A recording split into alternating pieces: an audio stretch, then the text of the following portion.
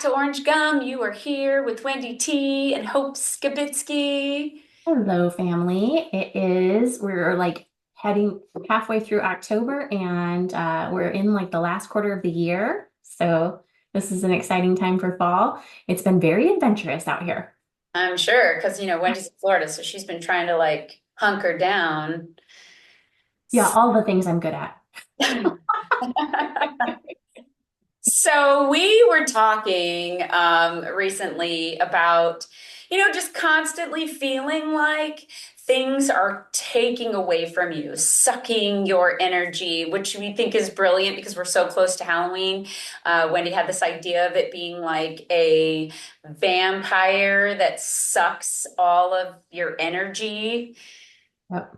And And so I was like, we're going to talk about all the things that suck. And so we're going to be like vampire slayers in this episode and kind of ugh. talk about, how we kill off all of those energy suckers. So anybody that knows me knows that I'm a huge fan of Halloween. It was always my favorite. I guess it's a holiday, but it was a holiday for me as a kid. And we always loved it because you got to dress up, you got to have candy, you got to, I don't know, get out and roam the streets. I guess we did that more than most kids do anyways. Mhm. But Mhm. I love the idea of us getting to play around with a little bit of like a Halloween flair on this one. Mhm. Yep. Halloween's a fun holiday for me too. Of course it is. I know. It's your special holiday. Yes, I know, because you usually come visit me. So Oh, I love that. Last year we had a spa day. we did, but we still ran around the neighborhood and everything and met the neighbors and did all that. So, No Jello shots, though we were offered. oh my gosh. I'm pretty sure I tried one. I was like, I gotta make friends out here. So I think I tried one. You fell into some peer pressure. Oh, you did. You did. Yeah. Yeah, good for you. Ugh. Like, I always think about break. I always think about I like things pretty clean. You like things very clean. And I always temper that fact with the fact that I've run a marathon before and I've used a porta potty at said marathon before, and I've taken food from strangers with my dirty ass hands. That's right. 100%. I have been in Afghanistan. Survived. I've been in Afghanistan using those porta johns, and I'm telling you, that is no picnic. Right. And so I'm like, I think through the fact that I've lived through and survived that in my life. And so maybe, some Jello shots from a neighbor aren't going to kill me. Hey, it sanitized all the alcohol. Anyhow, talking about our vampires that are in our life, I think that there are a couple that definitely come to mind for me. Like I definitely let things get in the way of my sleep easily. Mm. The things that I do not do a good job of setting myself up for success for.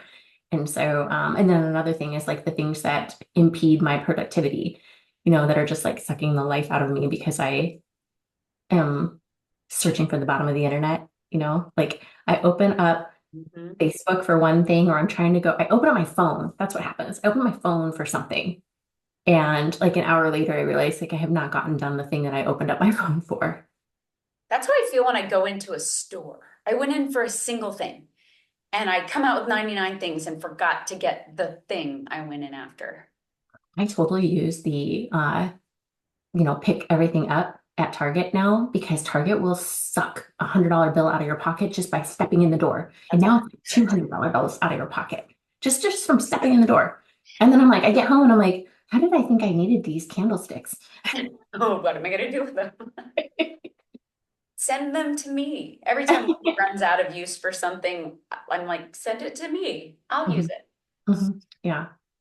So let's talk about the things, like the kind of things, right? There are things that we either do or don't do that make it harder or worse on ourselves. And so I want to talk a little bit about the thing that I struggle with the most, which we discussed a little bit in the last episode, but that you and I do all the time and try and alter the lighting because of these miserable bags under my eyes.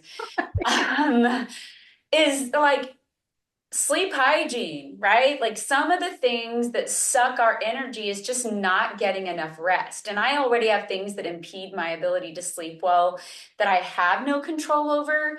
Um, But there are things I have control over that I could do better with, and I know that. What are some of those things for you?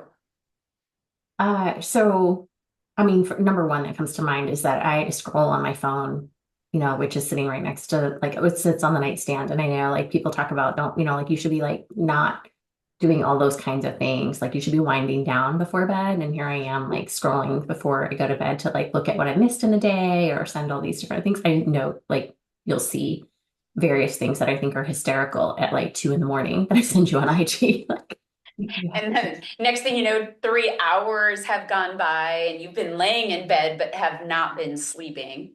Right. It's one of the first things that come to mind where I know people who actually put their phone someplace else, because they're like, this is time for sleep. Yes.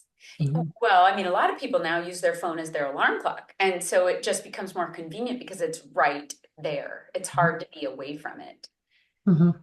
Yeah. Yeah. No, and I try to justify it to myself because I'll get on my phone and I'm like, okay, I'm just gonna do a quick like 10-minute bedtime yoga. And so you lay in bed and it'll run you through some things that are just supposed to like help you chill out, get in your head, like breathe well. And I'm like, okay. And when I'm done, I'm gonna close my phone, and then it's like, oh, I got an email.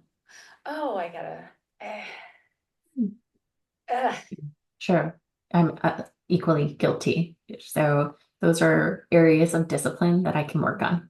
Yeah, because I mean, we have a lot of control over it. Justin calls me the princess and the pea because I have to have like the perfect amount of like firmness of a mattress, and then I need a mattress topper, and then I need the right amount of blankets, and I need them to be the right kind of the right amount of blankets, and like I want him like right there because I need the warmth because I'm always cold, and he is like, get off me, you're like a frozen cube, right? And so it's hard for me to sleep anyways when and then there's a phone there.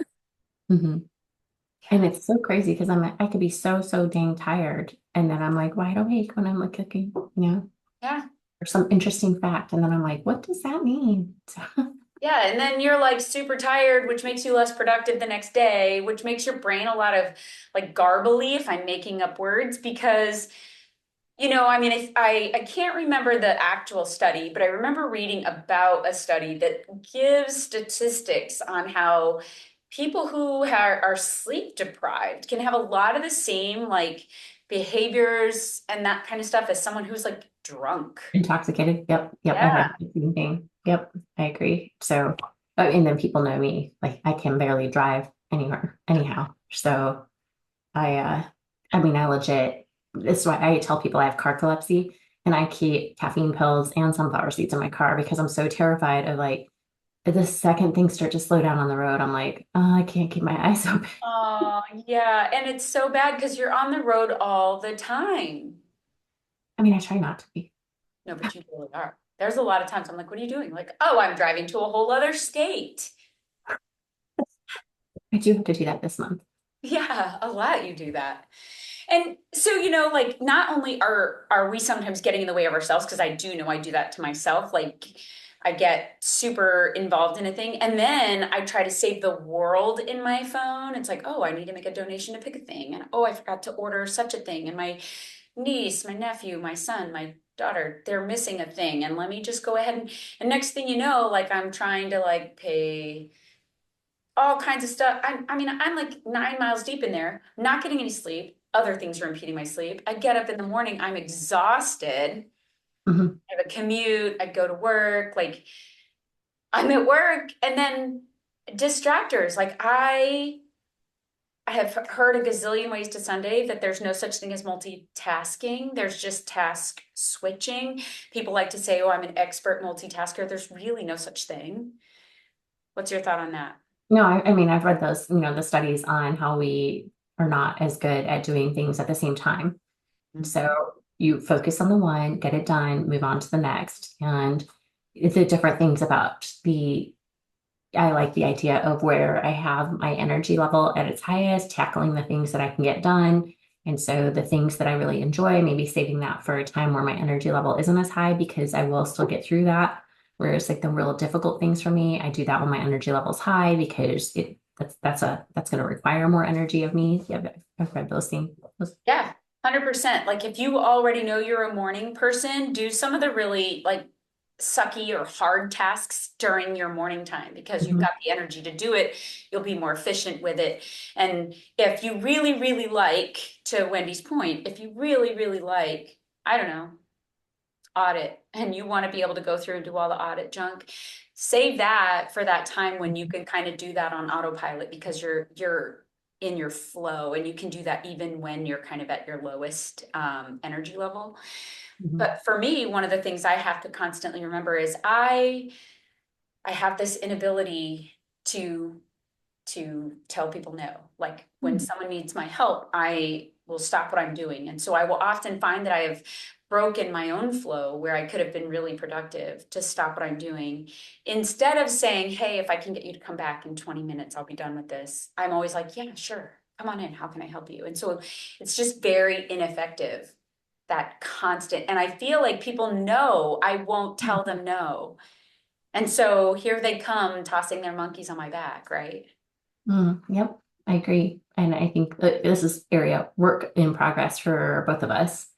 So when I hear people say I'm available 24/7, when I hear that now, I cringe a little bit because I don't love that idea for someone. As much as I want to be there for a person, 24/7 is an unrealistic goal. Yeah, yeah. So Um, I've gotten a little bit better with that. I mean, if somebody pops in and they say, "Hey, do you got a minute?" And I say, "Well, I don't have a minute right now, but if you give me 10, I can give you two." You know? yep. And also kind of understanding how important that need is at that time. Yeah. And so, and being able to communicate that. So I think that's an important part of the communicating on both sides, and I think you and I do a really good job of this between the two of us of when it's important, saying like, I need a minute now, right? Or when it's like, I need absolutely nothing. So, when there's time, let's catch up. Yeah, I think you're really good at that, and I've tried to get better with that by just shooting a message. I didn't need anything at all. I just wanted to tell you I love you, or I want to chat when you have a minute, like that kind of thing.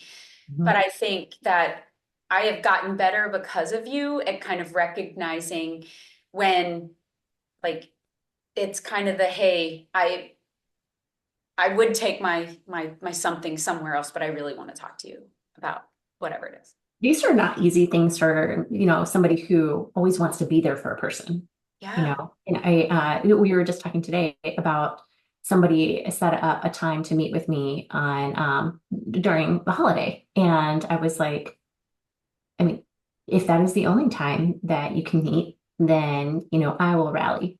But I hadn't planned on being available during the holiday, for this activity. And there was like that long pause, and I was just thinking to myself, like, oh, I don't know if that's how I should have said That was really good that you did say it. And so, but then right away, I was like, oh my gosh, I didn't even realize, there was a holiday. And so then I was so very proud of myself because old me would have just hit like, yep, I'm available for everybody's needs. And so I mean, I feel like I have gotten better. I mean, I'm not the world's best, but I used to be miserable at like just any time of day. When Justin and I very first got together, he used to be so annoyed because he would come over and my front door would be open. He's like, "Why? Why is your front door open?" And I'm like, "Well, because anybody that knows me knows that, I'm within walking distance of the club. And so if they've had too much to drink, I don't want them to drive home. And the only way I'm going to not get interrupted in my sleep is to leave my door open so they could just come in." And I would come downstairs and find people camped out on the couch and Oh my sleeping gosh. on the floor. And he's like, "What is this Animal House madness that's going on here?" And I was just like, "Well, I want them to be safe." I mean, clearly I would go get them if they called and wanted me to come pick them up. But if I just leave the door open and they know they've got a place, and he's like, "Look, you've just taken this like availability thing way too far." Mhm. Right. I think it is a difficult place for me that I continue to work on, to Yeah. have better boundaries. And so, because if I'm thinking about the things that pull away energy from me, these are things that don't allow me to pour energy into me. Mhm. Every time that I spread myself so thin, I'm taking away the things that allow me to then, get to that good, uh, you know, net balance, or positive balance so that like Right. people can start withdrawing again. And I think about, some of the people when I spend time with them, like where their ability to add value is waning. Yeah, right. I'm like, oh gosh, that every time I talk with this person, it feels like I'm losing energy. And So, so, that's a great point, right? Because when we talk about things that are like energy suckers, it isn't just who's taking time from us, and it isn't just how am I using my time. It's also how how do I feel based on the way my time is being spent and with whom, right? Because mhm, there's those people that you're around and you feel like they refill your energy cup. Um, and then there's sometimes the people that you're around that you're just like, oh my gosh, like I feel like I need a nap after our 2 minute conversation because you have just sucked the lifeblood out of me. mhm. And so I think like how do we like what's the get well plan look like when I'm trying to figure out how to like kill these vampires in my life? And Mhm. so especially as somebody who really wants to be like I am known for being the person that's connecting people together and I'm known for being a person that's going to be there for people. And so where do I draw the line and That's saying right. like this is costing me some self-care? Well, I have this thing where I draw a line because I hear you talk about boundaries all the time. I'm like, I got this. I can boundary with the best of them.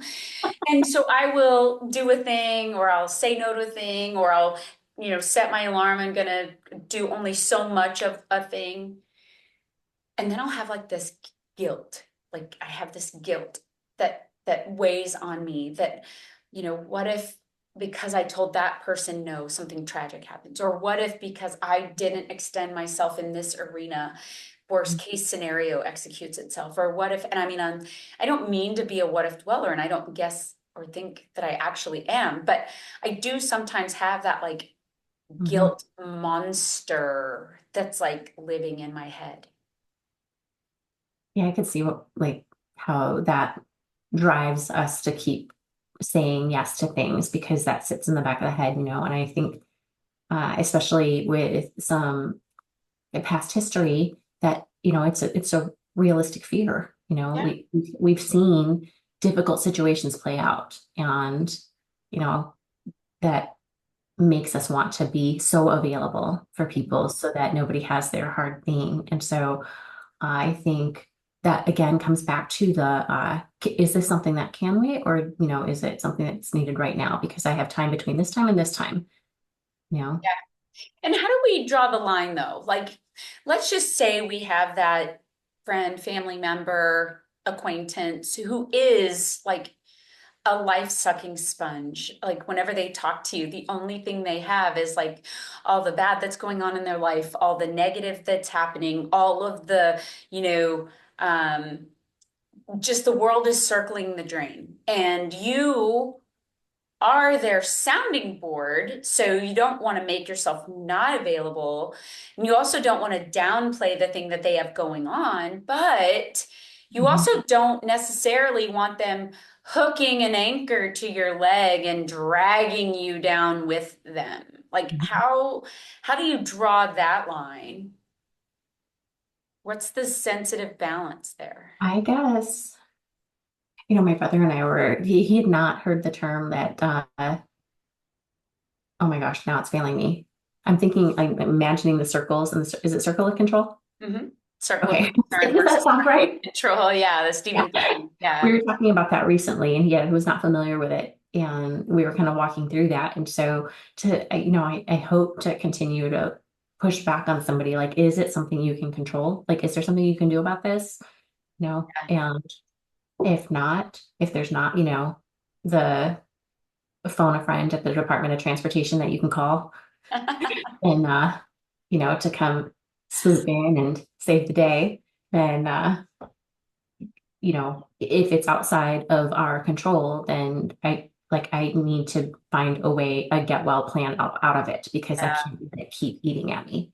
So I try to do that for me. Like if I feel like things are outside of my control, I'm going to go to somebody who can control it because I need help. I need help, right? And so I am not afraid to ask for help.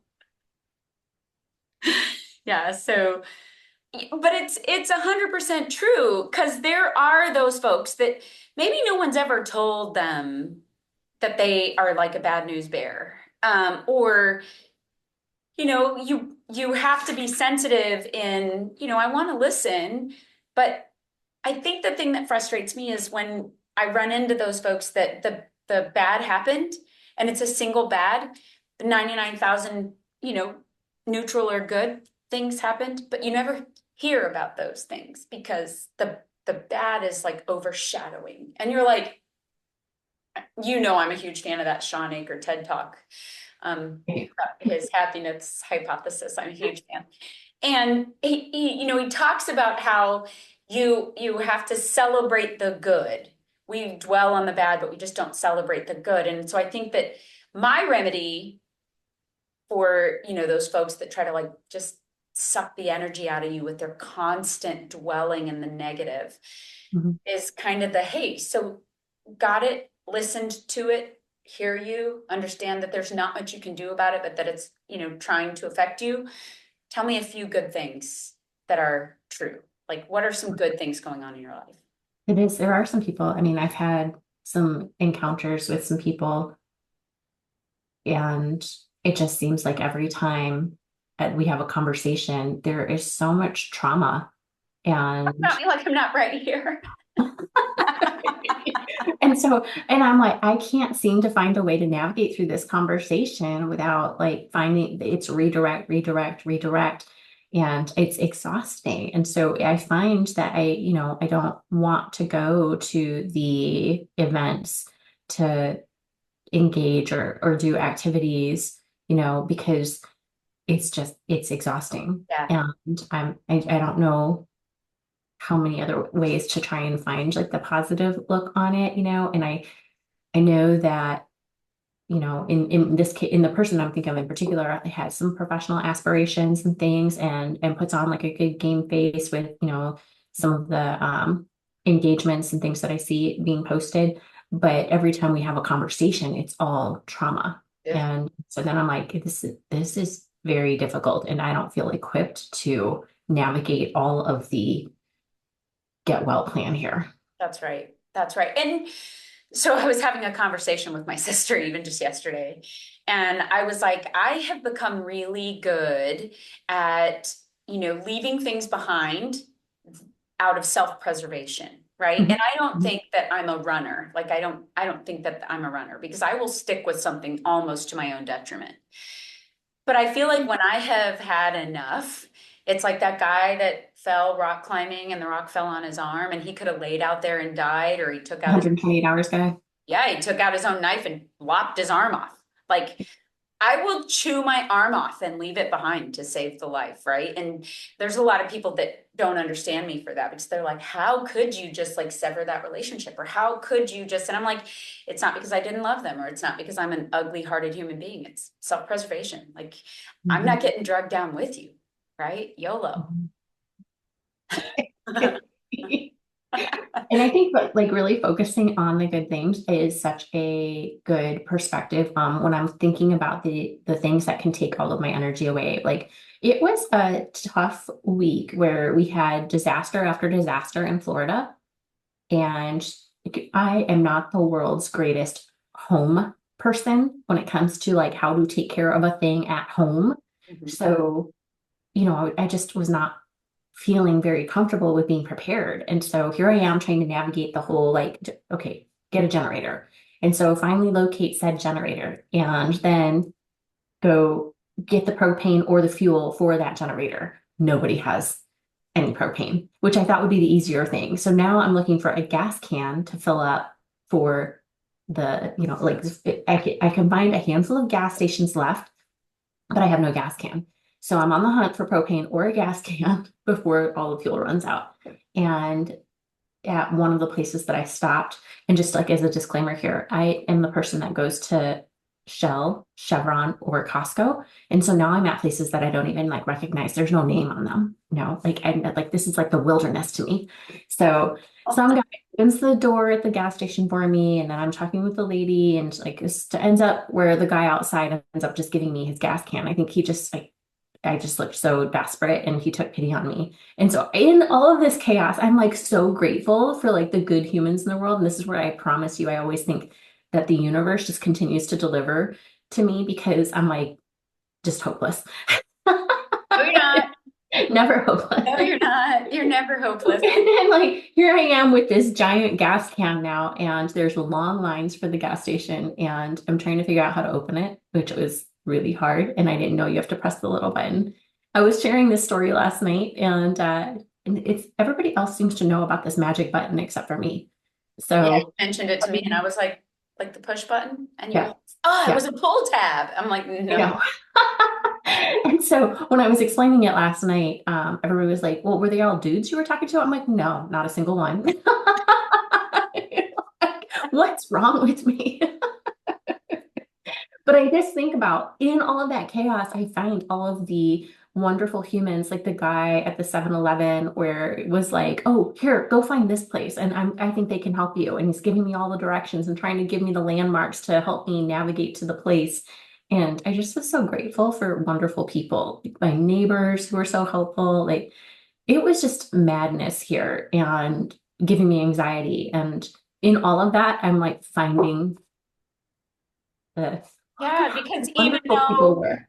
even though their world or the thing was trying to like suck your soul, you were Mhm. able to find the few good that could, re-energize you. That And sounds ugly. I focus on those things all the time. Like I'm so, so grateful. And so what it does take a lot of personal responsibility, or like Scott Stalker says, very like discipline to be productive, to have a boundary line on I am not going to binge watch an entire Netflix series in one night.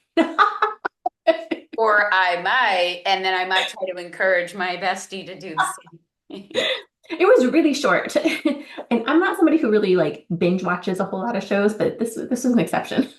Yeah. So, I mean, honestly, you and I were talking about this before because I try really hard not to be a procrastinator because I know that the world loves to get in my way. And that if I think I can push something off to another day, inevitably that another day, I know I just made up a word, but that another day will be filled with stuff. And then I'll wish I had already done it. And so I'm a doer, right? Like I'm like, let's just do this and check it off the list. And like Justin often gets frustrated with me. He's like, nobody moves at your pace, Hope. It's true that Tasha she was my trainer at the academy, and she used to say, do not count on that white space on your calendar because it will evaporate. So she was like, you need to get that done before, don't think you can do it then because that will be gone. And she was right every time. And so I knew I could not count on that time to do my lesson prep. I could not count on that time to do my grading. And so guess what? All my stuff was always done because I knew not to Just count on get that it because done. inevitably there would be a meeting that popped up, there would be a change, there would be a freaking natural disaster that closed like the pick a thing, and here we are. So I guess for if you have your life together, feel free to send us your tips. Yeah, But if right. you do, I want to know how to get my life together like you.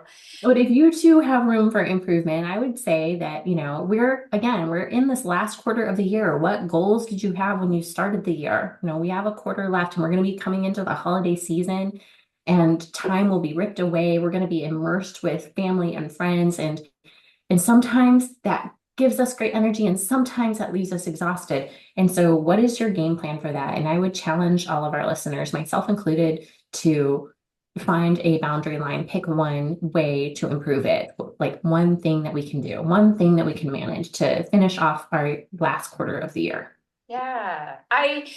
So what gives me energy is people, right? Spending time with people, being with people, laughing, like people give me energy. And working all the time and being on the road a lot and that kind of stuff, I often feel like I don't get as much quality time with people as my soul requires.